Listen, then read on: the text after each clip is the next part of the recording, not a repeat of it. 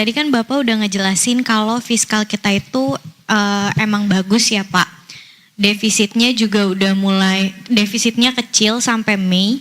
Tapi ternyata Pak di warteg-warteg itu lagi ada fenomena orang-orang tuh beli lauk nggak nyampe 20.000 Pak. Terus kayak orang-orang yang belanja di warteg tuh sekarang berkurang Pak. Jadi pemilik warteg itu omsetnya turun sampai 50% Pak. Mereka tuh ngeluh karena katanya harga-harga makanan, harga-harga bahan makanan nih naik Pak. Nah jadi kan ternyata pelemahan rupiah itu juga berpengaruh ke daya beli yang ada di kelas bawah itu ya Pak, yang warteg itu. Nah gimana Bapak bisa menjelaskan tentang kondisi fiskal ini yang bagus kok fiskalnya, tapi ternyata masyarakat tuh masih ngerasain dampak dari pelemahan rupiah ini Pak. Jadi mereka tuh beli warteg tuh sekarang nggak ada yang mesen pakai tongseng, pakai apa itu nggak ada Pak. Mereka datang pesennya saya mau pesen paket hemat 18.000 gitu Pak. Paling mahal tuh 20.000 kalau kata orang-orang warteg. Mungkin bisa dijelasin Pak dengan bahasa yang mudah diterima oleh masyarakat. Gini, hal itu mungkin terjadi, cuma sampel Anda berapa warteg? Itu kan bisa gitu, saya bisa cari warteg yang sini mungkin jelek, mungkin 5 warteg. Tapi mungkin aja dia kalah bersaing, sana lebih bagus, pindah ke sana. Itu yang kita mesti hati-hati. Saya sih akan investigasi betul nggak seperti itu. Saya baru dengar sekarang tuh, mungkin warteg tempat Anda aja kali. Mungkin Anda yang beres pesan 20.000. Enggak Pak, kalau dari asosiasi warteg juga mereka bilang kalau misalkan omsetnya tuh turun kalau dari asosiasi Pak. Nanti saya cek lagi, tapi mesti hati-hati ya. Kalau asosiasi kan namanya juga pedagang, ingin sesuatu, kita mesti hati-hati. Tapi kalau data yang lain kan kelihatan yang agregat itu tumbuhnya kencang semua. Belanja juga semuanya kencang, yang retail index kan betul-betul, yang mandiri itu kan orang belanja betulan kan. Tapi ini kan saya investigasi, kalau emang ini saya akan tambah lagi stimulus ke perekonomian. Yang jelas awal bulan ini ada gaji bulan ke-13 itu berapa? 35 triliun ya Pak? 40, 43, 40 Pak? Yang udah cair 30 Pak. Yang udah cair 30, yang akan masuk 40. Itu akan memberi daya beli tambahan ke mereka, harusnya wartegnya ke depan nggak itu lagi ya. Tapi Anda pastikan semua warteg seperti itu. Tapi kalau kita jalan ke kampung-kampung semuanya rame loh. Kemarin saya makan cabai hijau masih rame. Ayam cabai hijau loh.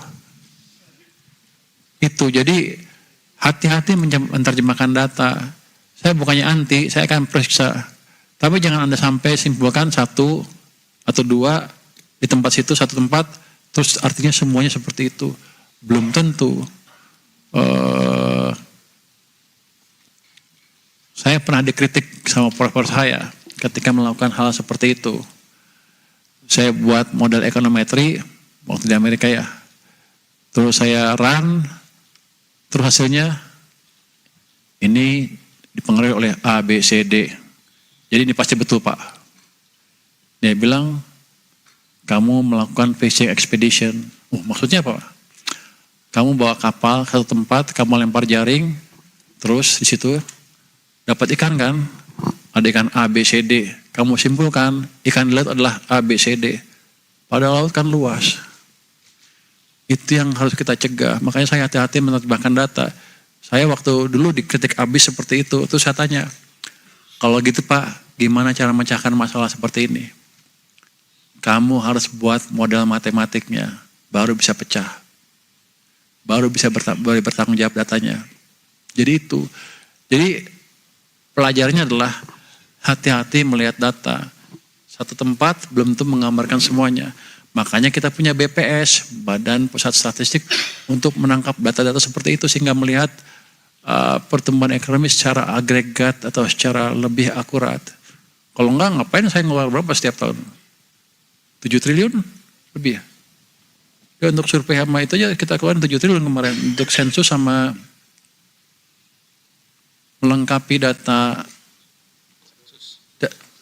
sen. Kita keluarin 7 triliun. Kalau kalah dengan survei satu tempat aja ngapain kita bikin ngeluarin uang segitu banyak. Justru kita akan nangkap seperti apa sih keadaan di ekonomi. Nanti kalau Anda situ warteg ya saya coba datang nanti makan di warteg. Lo makan di warteg mana? Enggak Pak, itu ini kan emang dari kita semuanya pada nge-survey di warteg gitu Pak. Di Gitu? Jakarta Pak. Bilang gitu katanya. Kita ngecek-ngecek dan emang kayak orang-orang tuh sekarang belinya tuh paket, mau paket yang 17.000, 18.000 gitu Pak. Emang warteg langsung. Kamu tahu apa? Exchange rate pass through itu nggak semua ekonom percaya. Oh, kalau harga tinggi langsung naikin ke sini. Ada delay atau nggak ada. Jadi itu nggak mesti kita hati-hati.